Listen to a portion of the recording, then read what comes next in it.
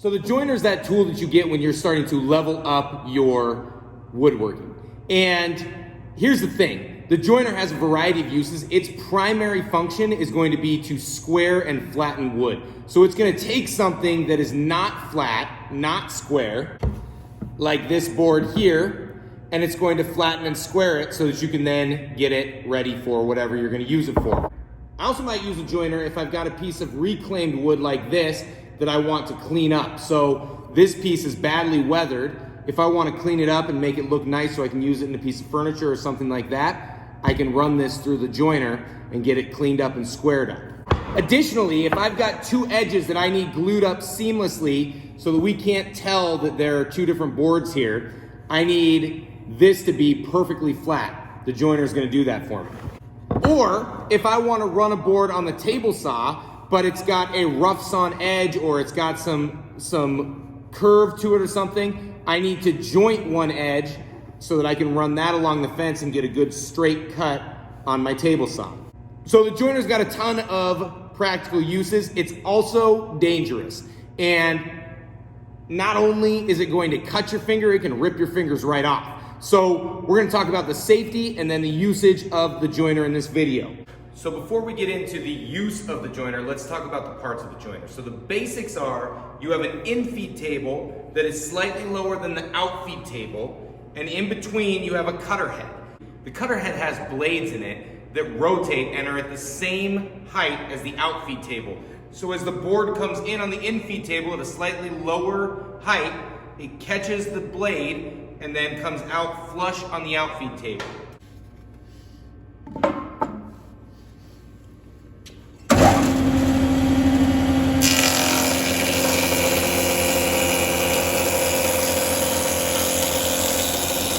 This in-feed table is going to be slightly lower than the out-feed table. So in an exaggerated sense, as this comes through, it's going to start cutting right there, and then it's going to come out flush on that out-feed table. And as it runs through, and I shift my weight to this side, it's going to bring this entire edge to this level. Next to that, you have a fence. The fence can be positioned at a 90-degree angle, or the fence can be tilted for chamfers and bevels. Safety features that you also have on here are going to be this retractable guard. Now this guard is spring-loaded, so as you push through, it pops out of the way, and then springs back into place when you're done. That's gonna keep your fingers, hopefully, from falling into the cutter. So adjusting the joiner. So right here, we have our height gauge. It's gonna tell us how far below the out-feed table the in-feed table is. Now this particular machine can go from a 32nd of an inch on down to a half an inch. And as a side note, you probably wanna stick with the smaller increments when you are edging or squaring a board. And then when you go for things like tapering, you want to go with the larger increments. To adjust that, you're going to loosen the lock here, and then you're going to use some sort of a wheel to adjust that to raise it up and down. Over here on the out-feed table, there's also an adjustment knob. We don't want to adjust that because the table is set to the same height as the joiner knives. So the only time we ever mess with this is if it is out of alignment and needs adjustment, and or if we have replaced the joiner knives. Okay, so before we get into safety precautions here, I'm gonna go ahead and remove the guard for a moment. You should rarely ever operate a joiner with the guard removed. It is there for your safety to keep your fingers from getting ripped out at the roots. So make sure that if this comes out, it goes back in before you operate. So the first safety precaution we want to think about is keeping our fingers at least 4 inches from the cutter head.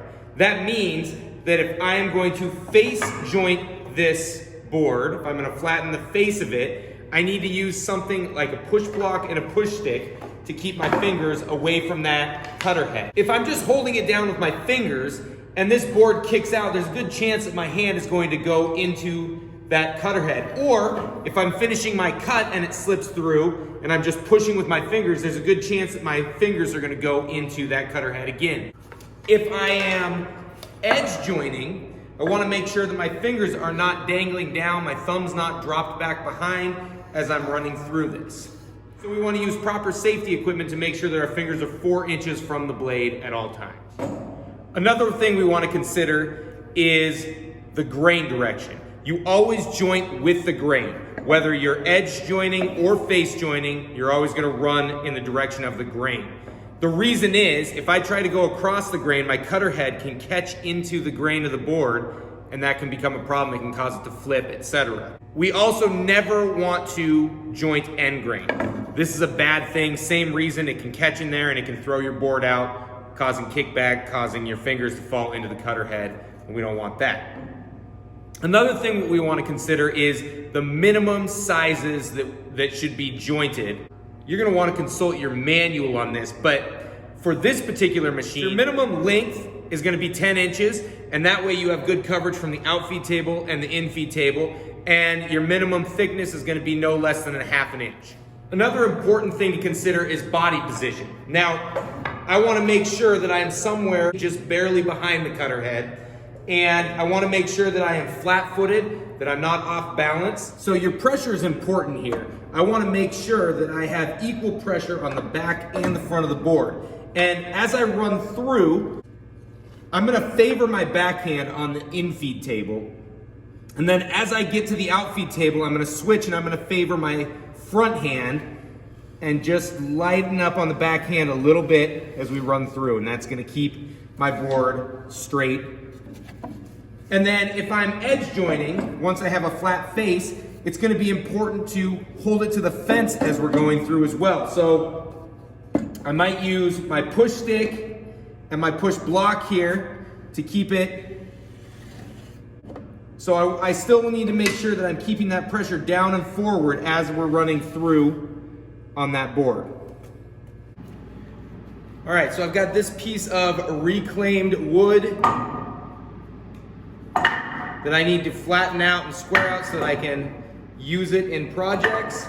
It's got a little bit of a cup, it's got a little bit of a bow, and tiny bit of a twist, but not bad.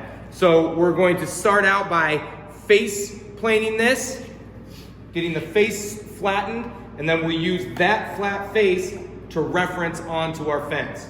So let's do this.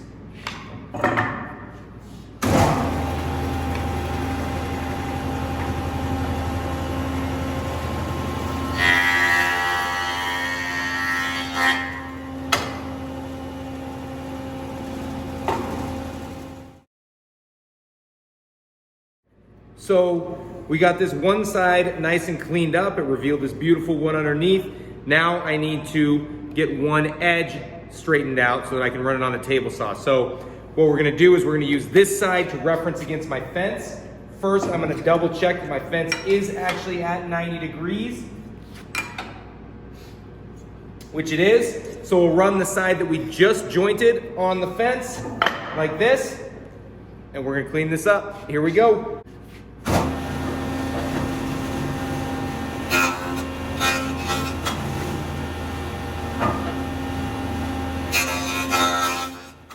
Okay, so there you have it. We have a jointed face and a jointed edge, perfect 90-degree corner here. And now we can take this over and run this on the planer and it'll parallel that edge. And we can run this on the table saw fence and it will parallel this edge on the saw blade. Hey, if this has been helpful, don't forget to hit that like and subscribe button. Leave us a comment and we'll see you next time. Peace.